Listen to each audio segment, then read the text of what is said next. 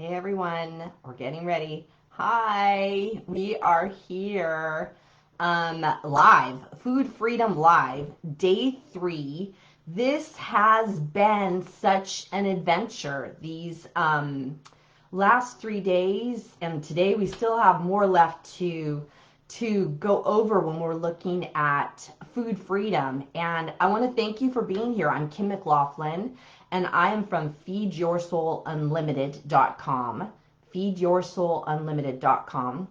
You can find all kinds of things out about me and my blog, my podcast, all kinds of things on that site for you to learn more about intuitive eating, overeating, and all the things that go with it. Welcome to today, day 3. We're on mindfulness today, and it's actually one of the, I was thinking a lot about this today. I think it's one of the components that we don't talk about much. I don't talk about it as much as I would like to, or that I think I should, if I want to put a should on it. And so we're going to dive deep into it today. Excuse me. And over the last 2 days, 2 days ago on our first Food Freedom Live, we talked about the diet mindset. We talked about dieting, how it doesn't work, how you can check in with yourself and see if you think you're on a diet, and just how it keeps us lost. Dieting keeps us lost in doing the same thing over and over and expecting different results. So go back to day 1 if you want to, if you haven't listened about the diet mindset. It's a really nice foundation starting point to look at intuitive eating, to look at overeating in a different way. And it's really a radical, today I have something in my throat, a radical way to look at food differently. Yesterday, which was day 2, we talked about emotional eating. We talked about the definition of emotional eating, what it means to be an emotional eater, and some ways to break free of being an emotional eater. We talked about the idea that I find that people often don't realize that they're an emotional eater. They just think, I overeat, I like food, I don't know when to stop. And when we look deeper, when I ask them more deeper questions, what I find is they are actually an emotional eater, and they realize they're an emotional eater. So there's this kind of idea that I feel sad, then I overeat. It's not that easy to track when you're first trying to figure it out. And in that second day of Food Freedom Live, we talked about how to start looking and determining if you are an emotional eater. So today, we're going to look at another component. I call them the 6 components to feed your soul: body, emotions, mind, lifestyle, mindfulness, and the 6th one is self-love. And what I often talk about is each one of them separately, but also we start combining them as we do this work more and more, is we combine those 6 together to see what is getting in the way of you eating in a way that is truly intuitive and really fits for your body. Yesterday what I did, and I decided to do it today, is I decided to look, this is one thing I do for my mindfulness, is I have a whole bunch of card decks on different kinds of affirmations and different kinds of qualities I want to embrace. And what I do is I shuffle the deck, and then whichever one pops out at me is the one I want to contemplate, or kind of my card for the day. Today, if you see, I'm doing my friend Erin Sum, her Bold, Confident You Unleashed card deck. And it's a card deck for women, and any of you men that are listening, just know that you can use it to, she just focused it more on women and using, the female term when she has her affirmations. So today, the card that I got, which I thought was super interesting, was self-compassion.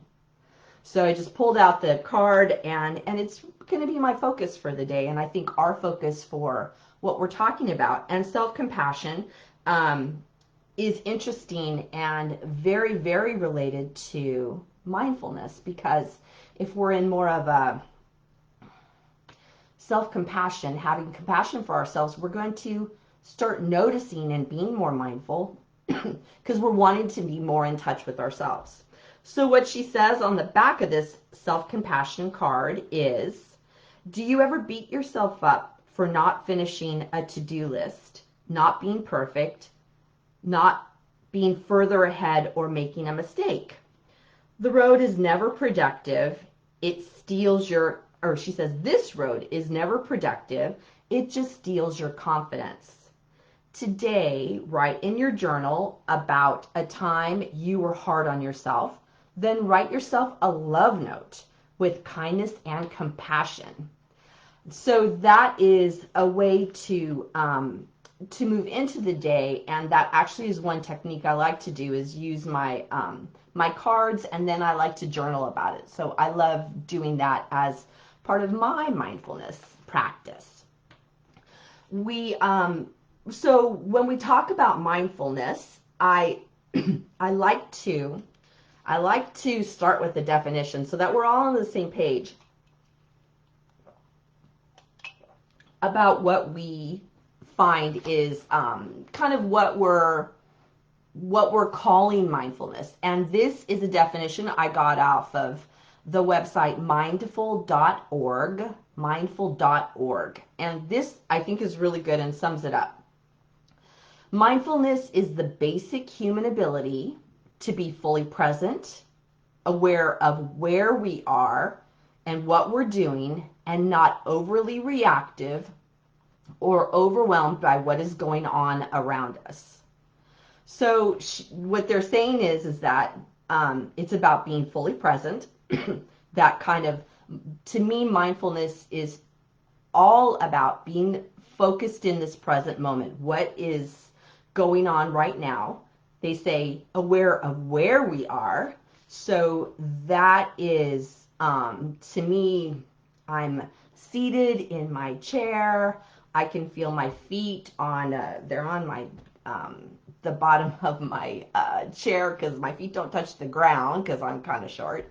And I feel my bottom in the seat. I feel my hands right here. I feel a little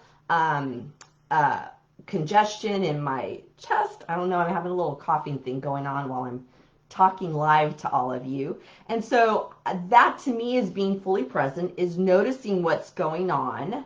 And then they add this interesting part about not being overly reactive or overwhelmed by what is going on around us. So to me, that means I'm noticing what's going on around me, that I'm live, that you all are listening, but not being overreactive or overwhelmed to it. So my feelings are at a lower point so I can be fully present within myself.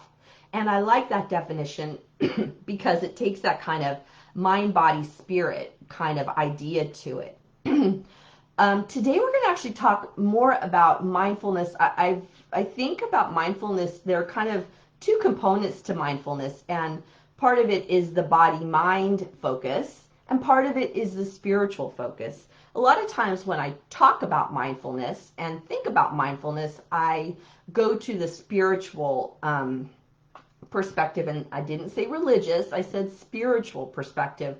But today I want to really focus more in on what it means in our body and in our mind to be mindful, and what that would look like.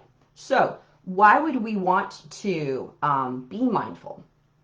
Why would we want to be mindful? Mindfulness is one of the best ways to reduce stress. Anything that's going on, being mindful reduces stress. And what we're going to do later is really go into how we become more mindful, but That is one of the best reasons I found for being mindful, is it reduces stress.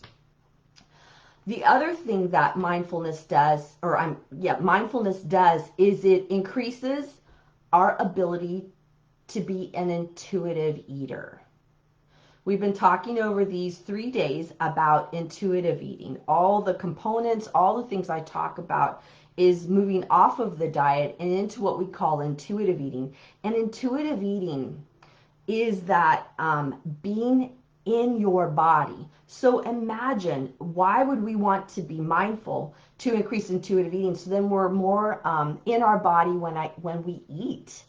We're more in our body to notice if we're hungry, to notice if we're full, to notice if we're distracted, to notice if we're uncomfortable.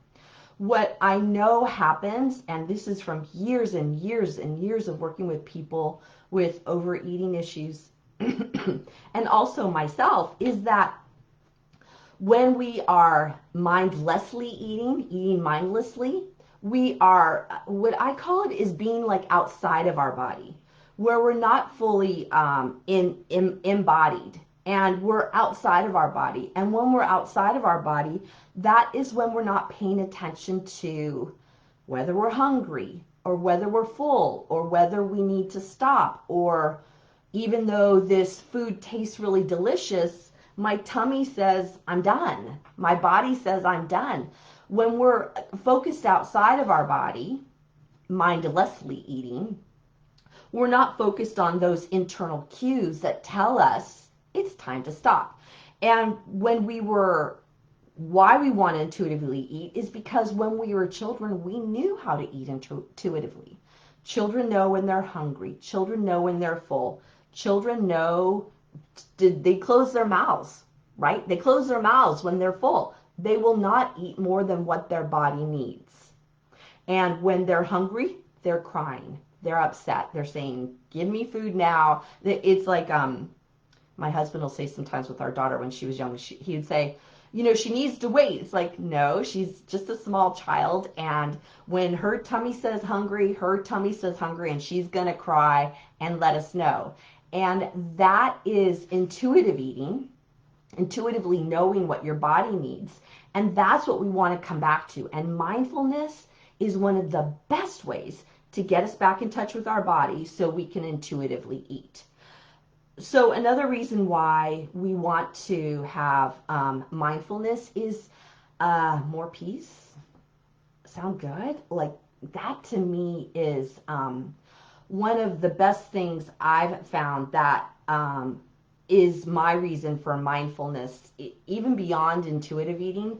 I started at the 1st of January of 2022. I started doing a mindfulness practice every day. Every day. I just committed. It's not very long. It's a short, like 5-minute practice that I do every day. I do other things most days, but this one practice I'm doing every day. And I gotta tell you, my ability to manage my life, my ability to manage stress, my ability to just know what to do has been increased exponentially since January 1, when I started doing a very short mindful practice every day. So to me, that is one of the big reasons, beyond reducing stress, intuitive eating. My big why of why I am mindful is to have peace in my body and also peace in my life, peace in how I react to everybody.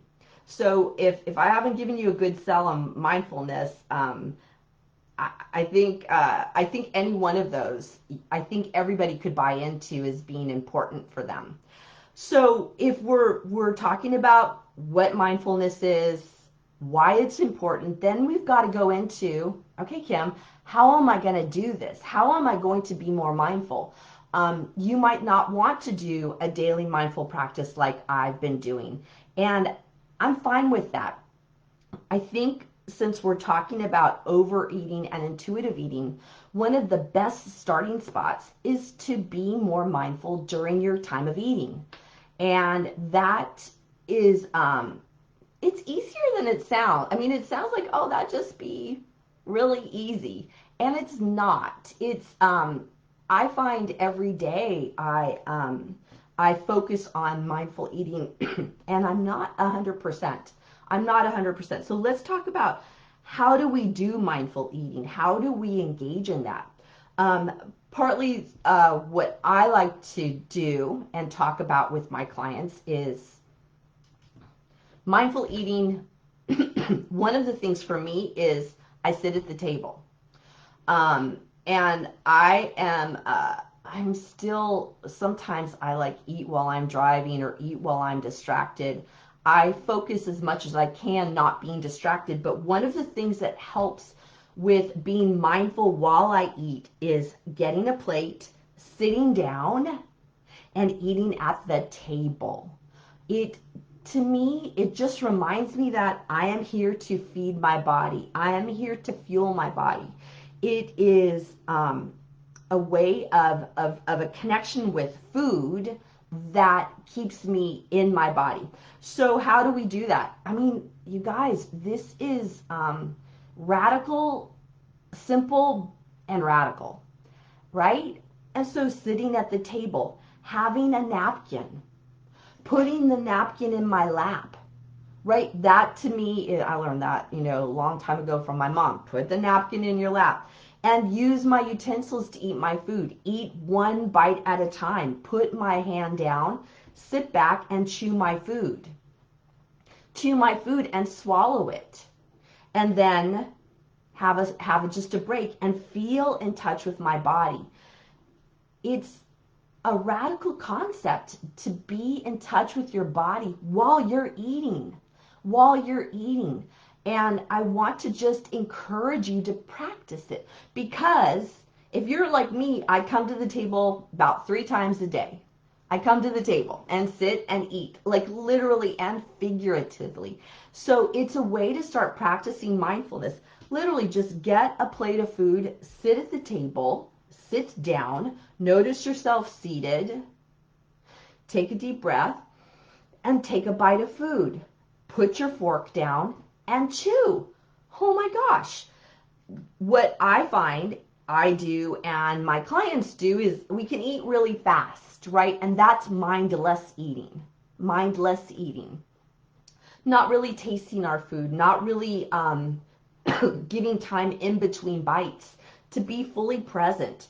And one of the things I talk about, I'm going to talk a little later about my emotional eating solutions course, is we talk a lot about being hungry and full. And how do you start noticing it? And how do you notice when you need to eat and when you need to stop? That's mindfulness. Part of that is mindfulness and being in touch with your body. So what I'm just talking about is a really great tool every day to get in touch with your body. What's another mindfulness tool trick that I love that we don't talk about much when we talk about overeating? And it's movement. I find that some of my most mindful times are when I am in some kind of movement. I was thinking back on, I used to, it was about 15 years ago, I was running marathons. Why I was running marathons is a whole nother story for another day when I talk more about movement. But I was running marathons, and what I realized when I was doing that is that if I wasn't mindful about the placement of my feet, each time I stepped down, I could fall, and then I wouldn't be able to run the marathon because I'd hurt myself. I would, wreck my ankle or hurt myself in some way. And it became really clear to me that I needed to be mindful during my movement. During my movement, if I'm mindful, then I remember I would feel myself breathing in and out. Because when you're running, there's some deep old breaths going on, especially a marathon is a long way to run. But also I remember feeling, I run, what was my affirmation? My affirmation then, I run with sure and steady feet. And that was my focus, on feeling my foot on the ground. And it was such a mindfulness practice that I I keep it to today when I'm doing things and when I'm being physical, is being mindful of where my body is while I'm being physical. Let me tell you, so why I call it mindful movement instead of mindful exercise is I find everybody I work with is extremely opposed to exercise. No, Kim, I don't want exercise. I don't exercise. I don't like exercising. I don't like sweat. And maybe some of you think that. And I realize that actually, for me, it's not exercise, it's movement. And that since we are in this physical form, movement is necessary. And for me, it took off the trigger of it being exercise, because to me, exercise is always related to diet. Always related to diet. So move into that mindful movement and notice how it feels in your body. And I promise you, it will get you from being distracted and outside of your body into being fully present. Okay? So mindful eating, mindful movement. The other area I want to talk about that is something all the time you can do. I was going to say 24/7, but there's some points in time where you're not, you couldn't do this, is when you're sleeping, is focus on your breath. Focus on your breath. I'm focused on my breath because I'm having a cough attack during my live, and so I can feel that. And what it is when we focus on the breath, we're being mindful. There's no other way around it. When you focus on breathing in and breathing out, you're in your body. Mindfulness is about being fully present. What did we say earlier? It's the ability to be fully present and aware of where we are and what we're doing. Being in the breath is the best way to be fully present. So that just means breathing in and breathing out. And I actually invite you to do this with me right now. Sometimes I breathe in from my nose, out through my mouth, in through my nose, out through my nose. I don't care. There are a lot you can look up on YouTube, Google, different ways to be in the breath. There are so many techniques that I can't begin to go through all of them. What I notice is when I am in the breath, how is it mindful for me? So as I do that, what I feel is I feel the breath in my chest. I feel my bottom on the seat. I feel a little tense in my shoulders because when I come and do a talk, I tend to feel a little bit of this is what's one of the biggest fears people have is public speaking. Well, yeah. And so I can feel it in my shoulders. I also, when I take a deep breath, I feel a little tingly in my fingers. I also always feel my jaw drop, and that is one of my best ways to know that I am relaxing, right? Being in the breath is one of the best mindful tools to be fully present in your body. And that's literally what we're looking at with mindfulness. So sometimes what will happen is I wrote down another way to be mindful is to do meditation. And sometimes there is this aversion. Just like I said, there was aversion to exercise, right? There's this aversion to meditation because it's supposed to be over a long period of time. It's supposed to be done a certain way. I'm supposed to feel a certain way. I shouldn't have any thoughts while I'm being in meditation. And it can be kind of distracting in a way that doesn't work for some people. And I'm fine with that. I found over the years that I do like meditation and I do like taking the time for meditation. And for me, it does provide more of that mindfulness that I'm looking for. And what I'm telling you is that there's no prescription about how you reach mindfulness, right? What we're looking at is being in touch with our body and in touch with what's going on. Mindfulness, right? And when we're more mindful, we're going to be mindfully eating and intuitively eating, which is exactly why you're here today listening about this. And it can be a great huge win for you as you move forward in looking more at intuitive eating and starting to get freedom with food. Okay? So I encourage you to think of one way you can be mindful today. A meal, a breath, take a breath. And then allow yourself to feel in your body. It can be really soothing and a great way to look at food differently and be different, and also just be different in the world. Okay? Mindfulness is one of the 6 feed your soul components that I talk about a lot. And I wanted to, during this live, I also want to make sure that you all know that you have a place to go. That if you're struggling with food, you need to do more than just come to this live. There has to be something more that you do, because you won't do anything different until you do something different. And part of this is the learning about the 6 components, which we do in my Emotional Eating Solutions self-study. It's an 8-week course that I have. We go over the 6 components in depth. And you really need to know about them in order to have peace with food, to have food freedom. And that's literally what we're all looking for. You wouldn't be here if that wasn't what you were looking for. Emotional Eating Solutions is a self-study course, like I said, 8 weeks long, gives you all the components and what you need to do.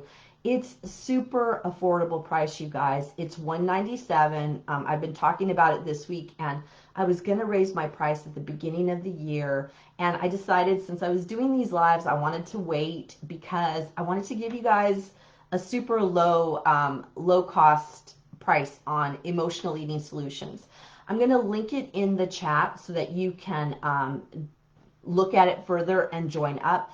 The other thing I'm offering a bonus, which I don't normally do, but I do when I come and do talks, is a Q&A. I'm going to do 1 hour Q&A for whoever signs up during this time period. Whoever signs up for Emotional Eating Solutions, I'll give you 1 hour, a bonus of 1 hour group Q&A.